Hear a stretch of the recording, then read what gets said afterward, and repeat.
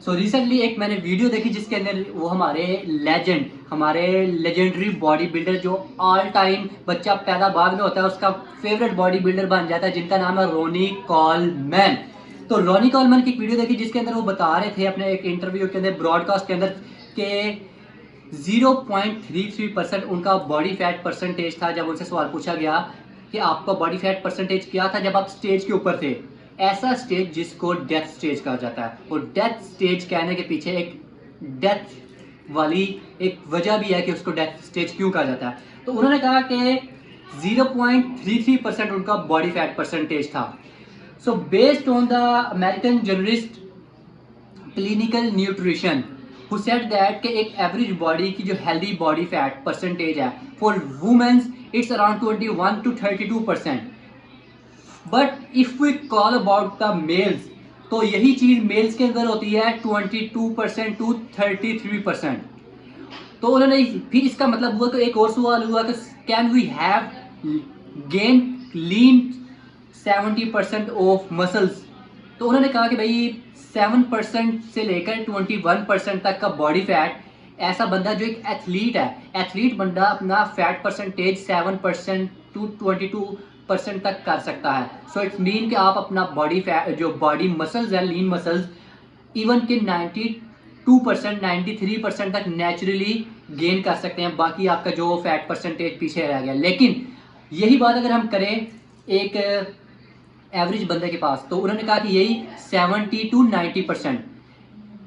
If he can gain 70 to 90% lean muscle, so naturally it's mean के वो अपना fat percentage एक अच्छे वर्कआउट के साथ, एक अच्छी डाइट प्लान के साथ 30% टू लेकर 10% तक डिक्रीज कर सकता है, इवन के वो 10% तक आ सकता है एक एवरेज बंदा। सो एथलीट बंदा इवन के 7% तक आ सकता है।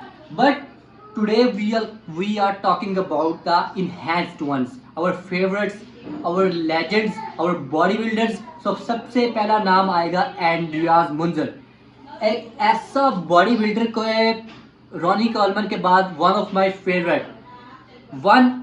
Favourite body builder. ये कह रहा हूँ तो इसकी वजह, अगर आप इस बॉडी बिल्डर को नहीं जानते तो आप जान लें, क्योंकि इस बॉडी बिल्डर की अगर आप ये तस्वीर देखें तो ये एक ऐसा लेजेंडरी बॉडी बिल्डर है जिसके बारे में कहा जाता था कि he is on his death stage, मतलब कि एमरजेंसी सिचुएशन के ऊपर वो एक खड़ा होता था। पहले तो मैंने इस बॉडी बिल्डर की कुछ पिक्स वगैरह देखी तो जिसमें बहुत ज़्यादा कुछ नहीं लगता था, लेकिन if we call about this situation, अगर हम इस तस्वीर को सामने रखें तो ये एक डेथ, इतनी लीन, इतनी एक टिश्यू पेपर स्किन के ऊपर वो खड़े होते थे, इतने श्रेडेड कि आप ये इनके बारे में गूगल पे आप सर्च करें तो कहा जाता था कि he was on his 0% body fat.